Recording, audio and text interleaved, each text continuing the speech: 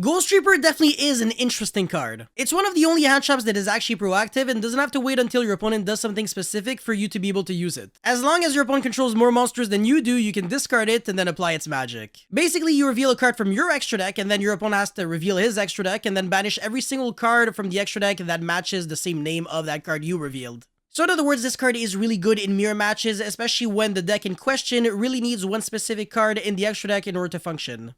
Like last year in the Tier Elements mirror match, ripping a Kit Kalos was really game ending. But nothing beats the feeling of ripping a Dante from your opponent's extra deck in the Burning Abyss mirror match. The deck went from like Tier 1 to Tier 10 at the speed of light. Because of the fact that you were making them lose their Dante, you were also cutting them access from Beatrice. And this is where Ghost Reaper shines the brightest. When you are capable of inflicting serious collateral damage on either some other cards or some decks. The card may not be super generic, but when it works really well. And today my goal is to explain why. But of course, before this video starts, I'd really appreciate you guys if you could smash the like and subscribe button for me real quick. From the bottom of my heart, I thank you, and now let's proceed. Alright, so to start off, this card is pretty good against Unchained in order to remove their Yama. So that card is their biggest enabler, and if you can remove it, not only are they kind of losing a grind game in the graveyard, but also they might not be able to full combo. Sure, they can still go into the Unchained Link 2 and the Trap card, and maybe the rank 6 if they get lucky, but not necessarily. Depending on when you drop this card especially, it could seriously screw up their combo line. If they don't have Sarama access when you drop this, then they're kind of screwed. Alternatively, you could also Reaper their Caesar to ensure that they have a 0% chance of summoning it against you. This is kind of similar to just Reapering Abyss Dweller in the Tier Elements mirror match in case you're scared that your opponent can hard make it if you just Reaper the Kit Kalos. You always have to use your judgment with this card.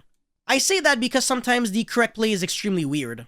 Like, you might be confronted to situations where Reapering like a Baron de Fleur or a Zeus or even like a Nightmare Phoenix or Unicorn might be correct. Anyways, there's no denying that the best applications for Ghost Reaper would be against Purely. If you hit their Expurely Noir, they are now playing a Tier 3 deck. Fantastic, your only win condition now is Zeus Beat Down or Happy OTK.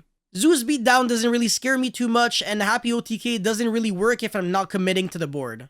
Not to mention that you can draw multiple Reapers and actually also make them lose their Zeus in the process, so they literally go from 3 win conditions to only 1. And that's like adding insult to injury, you know? Your opponent's already on the ground, you just keep kicking him. Ouch. Now this card becomes pretty awful really quickly if you don't have a good game plan for it. Don't go thinking that you can kill Despia with this card. They can simply shuffle back whatever you banished from their extra deck and then just kind of summon it again eventually. With that said, Albion the Sanctifier Dragon is kind of like an exception to the rule because it cannot be used as a fusion material. That way their Lubellion cannot shuffle it back into the extra deck, which is good for you. And by Reapering the Albion the Sanctifier Dragon, you're also ensuring that the Gimmick Puppet lock is completely impossible to pull off. That's cool, we'll take that any day of the week. Now again, this card might appear to be good in situations where it really just isn't. For example, don't ever use Ghost Reaper against Sprite. Even without Gigantic, they can still go Mannequin Cat, revive back your Ghost Reaper, and then target it and then summon a blue from the deck. So basically, you win neg 1 for free. I'll be honest with you, outside of hitting Yama and Expurely Noir, this card is just really niche at best. Like, it can still be really good against like Vanquish Soul for hitting their Link 1, or against Warrior decks in general for Isolde, or some Rogue decks in general. Like, you can use it against Dinomorphia Rexstrom, or ABC Dragon Buster, or frickin' Dragon Link for Striker Dragon or Borland, or I don't know, Sun Avalon Rika, but then it just becomes a Rika deck. Or against Manadome, but then it's really hand dependent. Sometimes it does something, sometimes it does nothing. Yes, it's very hit or miss, honestly. It's not the kind of card that you're trying to main deck or even side deck with the hopes of hitting like 15 plus decks. You only need to be able to hit like 2 or 3 decks with Ghost Reaper and then your investment paid off. And remember, this card really shines in Tier 0 format or low diversity formats. Because now you know what to expect and your Ghost Reaper will have a higher likelihood of being able to cover the best decks. But when there's too much diversity, you need like a 50 card extra deck for the card to work. And that's not really good. But again, the card is still really good right now because of Yama and especially Expurely Noir.